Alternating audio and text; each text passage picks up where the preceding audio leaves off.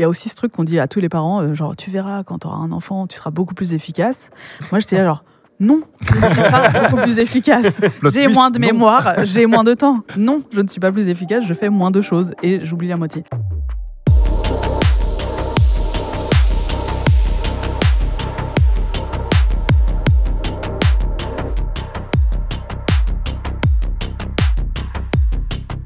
Mais ça, tu as cofondé le studio Louis Média, qui n'est pas un studio de productivité.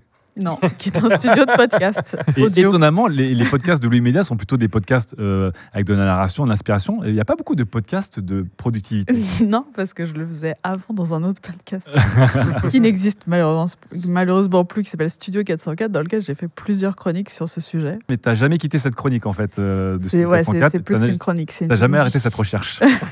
Quand moi, je suis rentrée sur le marché du travail, mon premier job, c'était d'être community manager. Donc là, ça vous semble complètement random, mais c'était en 2009. Et donc, il n'y avait pas beaucoup de community managers dans les médias, en tout cas.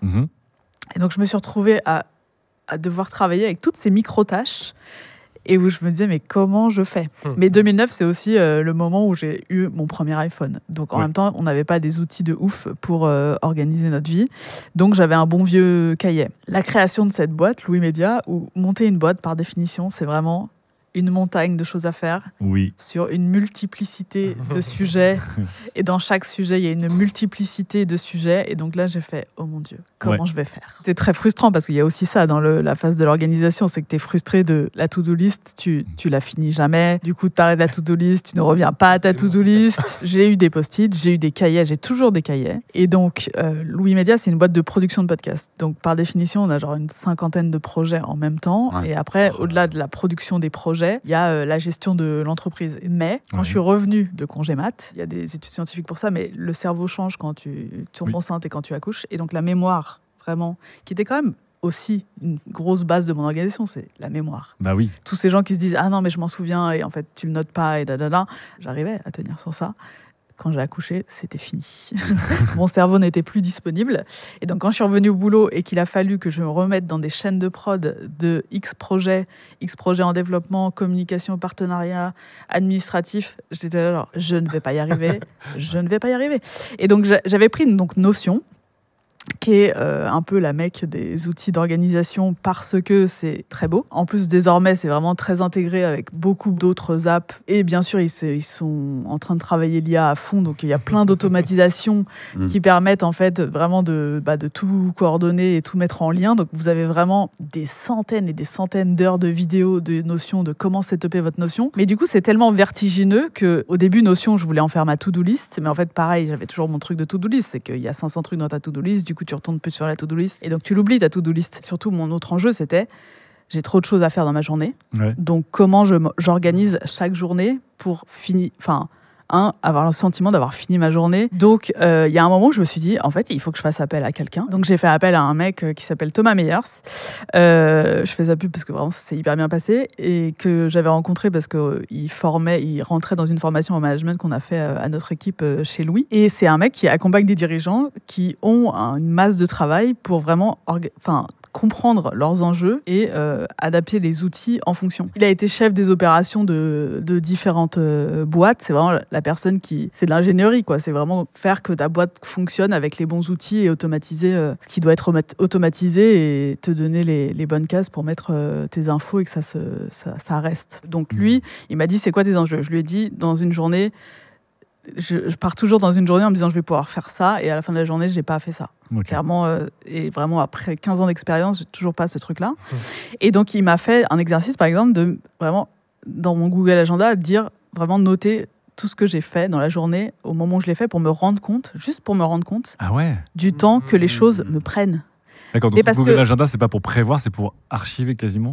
Ça, c'était juste un exercice, mais ensuite, son autre truc, c'était sers-toi de ton Google Agenda pour te mettre des plages horaires pour faire les trucs qui sont plus de 30 minutes ou plus d'une heure. Parce que, en fait, sinon, tu ne le feras pas. Et même si tu le fais, parfois, ça saute parce que tu as des urgences. Et moi, il m'a fait mettre dans mon agenda des créneaux mail et urgences. Parce que quand... c'est drôle à raconter comme ça, mais... C'est clair. En fait, il m'a fait mettre mail et urgences. Il m'a dit... mettre un créneau tous les mercredis matins, parce que j'avais dit mercredi matin, c'est plus simple pour moi, descendre ma to-do. et revue de projet. Parce que mon enjeu aussi, c'était que j'avais 15 projets en parallèle et qu'en fait, je me souviens pas de tout ce que je fais sur tous les projets. Et donc, pour aller sur chaque projet, me dire ah oui, parce qu'en fait, tout mon truc aussi, c'était je me souviens pas de tous les trucs à faire. Pour pas avoir une to-do list avec 200 items dedans, je le mets dans mon agenda parce que en fait l'agenda c'est vraiment le truc que tu utilises vraiment tous les jours, c'est pas un nouvel outil. Un Google Agenda c'est assez universel pour que à peu près tout le monde l'ait. Donc l'astuce c'est plutôt de dire réutiliser différemment ton outil que tu connais déjà au lieu d'utiliser d'aller en chercher un nouveau. Exactement. C'est intéressant ça, je l'ai jamais imaginé. Et ensuite donc de prendre cette habitude parce qu'en fait moi je l'ai prise parce qu'en fait ça marche et donc ça m'a aussi vraiment permis de réaliser combien de temps je mettais à faire les choses et aussi pour dire ça en fait je vais pas le faire. Parce que moi mon gros problème d'organisation c'est ce que j'ai pas envie de faire. Que je déteste le faire. Ouais. Est-ce qu'il y a un meilleur moment pour faire qu'on doit faire, genre compta, pour moi, ou l'administratif? Moi, j'ai une phobie. Et du coup, je vais constamment le mettre dans mon agenda. Il va toujours être là, mais je ne le fais jamais. Quel enfer. Et te regarde droit dans les yeux. Tu m'as oublié. Tu m'as oublié. La culpabilité du soir. Encore une journée où je n'ai pas fait ce que je devais faire. Moi, c'est un peu mon créneau descendre ma to-do, parce que dans ma to-do, il y a les trucs que je n'ai pas envie de faire. D'accord. Je me suis mis un créneau pas long. Parce que si je me mettais 2 heures de to-do, ça ne tient pas dans mon agenda. De toute façon, 3 personnes m'auront appelé, ça n'aurait pas marché. Donc, trouver le moment où il faut que tu le fasses le matin quand tu es un peu frais, j'en sais rien. Et franchement, avoir un truc dans ton agenda qui te dit tu avais l'air de dire que j'ai déjà ça, mais un truc tenable je prends une demi-heure, je fais une demi-heure de ça. Ouais. En fait, peut-être des durées courtes sur les tâches désagréables. Parce que du coup, là, j'imagine que tu te fais des gros blocs d'admin. Oui, en plus, ça s'accumule, tu prends du retard. C'est fastidieux. Et après, ça m'a aussi permis de me rendre compte que tu te rends compte de comment tu fonctionnes vraiment, quoi, d'être dans une posture d'analyse de comment t'es vraiment. Et comme j'avais ce pragmatisme il faut que ça marche parce qu'en fait, sinon, soit je dors plus, et c'était pas une option vraiment, soit je suis pragmatique. Ça, c'était vraiment bien aussi d'être au pied du mur et de me dire, j'ai investi cet argent X pour trouver cette organisation et lui, il s'est vraiment adapté à comment j'étais, mes enjeux et moi pour trouver vraiment le bon setup. Et je pense qu'il y a aussi un truc c'est du vrai travail de faire ça et souvent, c'est jamais considéré comme du vrai travail de faire ça parce que c'est propre à chaque personne. Or, moi, ça m'aide vraiment désormais tous les jours parce que il m'a sur Notion fait construire une page très importante pour moi qui est donc mon tableau de bord, qui est en fait l'ancêtre de ma to-do list, où en fait j'attribue une date à la tâche que j'écris et une durée. J'ai 3 durées, 5 minutes, 30 minutes, 1 heure. Ouais. Et en fait, j'écris, je peux dropper dans ma to-do, j'ai un Notion où vous faites plus, ça fait une tâche vraiment, et en plus l'app mobile de Notion est vraiment bien faite. J'ai écrit genre vraiment à minuit, rappeler parce que je m'en souviens à ce moment-là, pour ne plus jamais avoir à me souvenir d'un truc. Et ensuite, ça organise selon la date que j'ai mis ou la durée pour ce que je dois faire aujourd'hui, ce que je dois faire dans la semaine, ce que je dois faire plus tard. Et ça remonte automatiquement parce qu'il y a des relations entre les propriétés. Mais ça, en fait, aussi, il m'a filé le bon template qui m'a permis de faire ça automatiquement sans avoir à le setuper moi-même. Est-ce que ton parcours, tu as l'impression que tu es arrivé au bout au sens où tu as réalisé que déjà on n'arrive pas au bout, mais est-ce que tu es arrivé à un niveau satisfaisant? Il y a toujours de l'insatisfaction. C'est sûr que j'oublie encore des choses, que je n'ai pas tout noté, que tout n'est pas quelque part et que des fois je ne retrouve pas ce que j'ai écrit. Enfin bref. Mais c'est vraiment beaucoup plus rare. Ce que être coaché m'a permis aussi, c'est que c'était sur 3 mois des sessions de 2 heures. Et donc, en fait, j'ai vraiment pris l'habitude. Et vraiment, c'est comme du sport, en fait. Si l'habitude ne tient pas, c'est qu'elle ne mérite pas d'être... Et il était très détendu là-dessus. Il me dit, en fait, c'est que ça ne marche pas pour toi, on ne va pas faire comme ça. Par exemple, les trucs qui durent 1 heure dans ma to-do list, il m'a dit, t'en as trop. Donc, en fait, tu les mets dans ton agenda. Ou alors, c'est dans 3 mois, quoi. Ça t'oblige à choisir. Et moi, c'était aussi un de mes enjeux, c'est que j'arrivais pas à choisir et à dire, en fait, non, ça, je le ferai jamais. Ouais. Les gens organisés n'arrivent pas à comprendre qu'il y a des gens qui ne sont pas organisés. Et ils vont te faire la morale, ils vont te dire, tu devrais utiliser Obsidian ou Notion ou faire ci. Et pourquoi tu n'y arrives pas? Et des fois, on se le dit à soi-même. On bête son propre coup de pression à soi-même. Ouais. Dire, tu devrais faire ça. Oui. Et en entreprise, parce que j'ai aussi été salarié dans mes multiples carrières, où on t'impose des guidelines et des méthodologies qui, si tu n'as pas l'esprit qui rentre dans ce type de cellules, et je parle de cellules parce que pour moi, il y a des gens, et je ne les juge pas, qui sont des gens cellules. Ils ont besoin que les trucs soient dans des cellules, dans des cases. Mais il n'y a pas que des gens cellules dans le monde, et ça ne les rend pas moins bons. C'est juste d'autres méthodes. Et ton coach qui n'insiste pas si tu n'arrives pas Enfin, Ça, c'est moi, bien, je suis ça. comme toi, j'ai du mal à liquider certains trucs en disant je ferai jamais. Donc, bon, qu'on le laisse dans une case, puis je l'oublie au bout d'un moment. Voilà, il faut s'adapter en fait à la personne qu'on est. On n'est pas tous Marie Kondo, quoi. Une fois que tu as appris un truc, tu as tellement envie de le partager toi-même que tu deviens, des fois, malheureusement, naïvement persuadé que c'est la bonne solution pour tout le monde. Alors que, enfin, on l'a vu, je pense que le secret de ton coach, c'est aussi de te dire on va s'adapter à comment tu fonctionnes. On va pas tout changer chez toi et te contraindre. Ouais, Dan, tu voulais. Non, mais en parce parler que tu as raison de dire les gens en cellule ne doivent pas juger les gens pas cellules, mais par contre, concrètement, les gens pas cellules, enfin, moi, je me considère comme ça. Ouais. J'ai quand même l'impression que c'est vraiment le bordel et qu'on s'organise beaucoup moins bien que les gens qui mettent les trucs dans Mais des est-ce que cases. tu as besoin de tout organiser? Parce que moi, Ben, c'est un truc de masse d'informations qui. En fait, Oui, moi, ça a j'ai l'air trouvé d'être un des niveau, quand outils. même. C'est Alors, un justement, profond handicap que Il y a j'ai. des outils pour les gens Il y a des qui outils. n'aiment pas les outils. Il y a des outils pour les gens que j'appelle feux d'artifice. C'est-à-dire, Cellules et moi, feux d'artifice. Alors, s'il y a une qualité que j'ai, c'est que je suis créatif. Ouais. J'ai des idées sur tout. Et même sur des trucs où je vais pas avoir d'idées, j'ai une idée. Mais c'est trop bien. Mais ça part dans tous les sens. C'est-à-dire, les trucs importants, pas importants, pour moi, c'est tout sur la même page en même temps. Ben, il y a des outils. Ok, mais c'est pas les mêmes.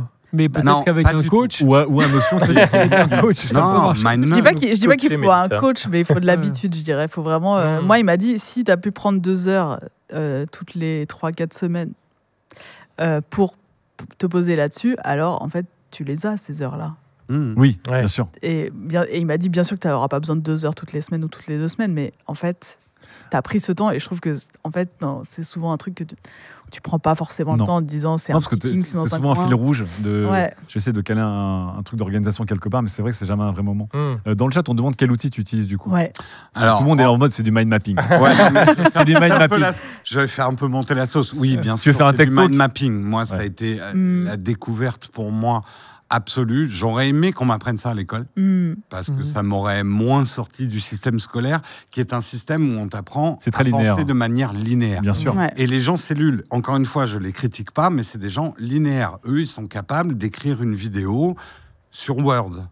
Moi, une vidéo, J'y arrive ça pas. part dans tous les sens. J'arrive pas à écrire des vidéos sur Word. Voilà, mais il y a des gens, moi j'en ai vu, ils sont capables, et des journalistes, ils t'écrivent l'article de A à Z, parce qu'ils ont, et tant mieux pour eux, ils ont une pensée linéaire. Moi, ça ne marche pas comme ça, et donc j'ai besoin, mais même pour l'organisation, j'utilise le MindNode. Organiser un voyage, ça va souvent commencer par un MindNode, parce que j'ai besoin de pouvoir déverser toutes les idées, les micros et les macros-idées en même temps, et ensuite de les organiser.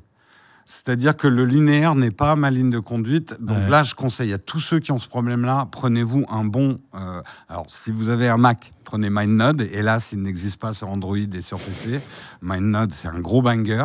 Moi, j'utilise Obsidian. Hein Il y a beaucoup de gens dans le chat Oui, qui parlent d'Obsidian. Je suis en train Obsidian. d'adopter Obsidian en ce moment aussi, Mais- qui fait du mind mapping un peu.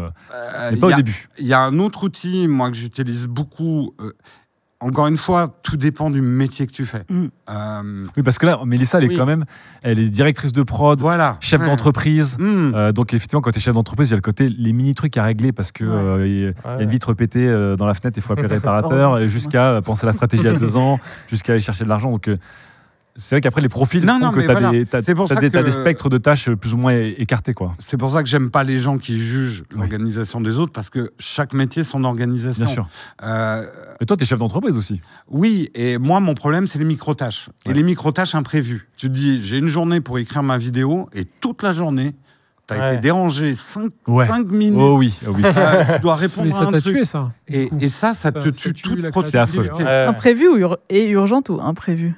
Ben, le problème, c'est tu sais, c'est le passage de porte. Je veux pas te déranger, mais Ouais. voilà. Et tu peux pas non plus dire Ouais, ferme la non, porte. ouais. Donc maintenant, j'ai compris, je me mets en mode avion. Enfin, quand je dis à mon équipe, je suis en mode avion.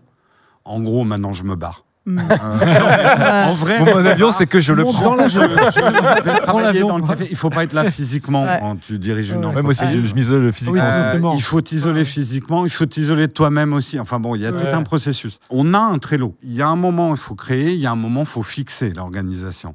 Mais moi, j'ai besoin de la création de l'organisation. Et c'est là où je fais l'apologie du brouillon. Je trouve, alors beaucoup de gens de mon âge reprochent aux plus jeunes de ne pas savoir se concentrer. Je pense que c'est complètement faux.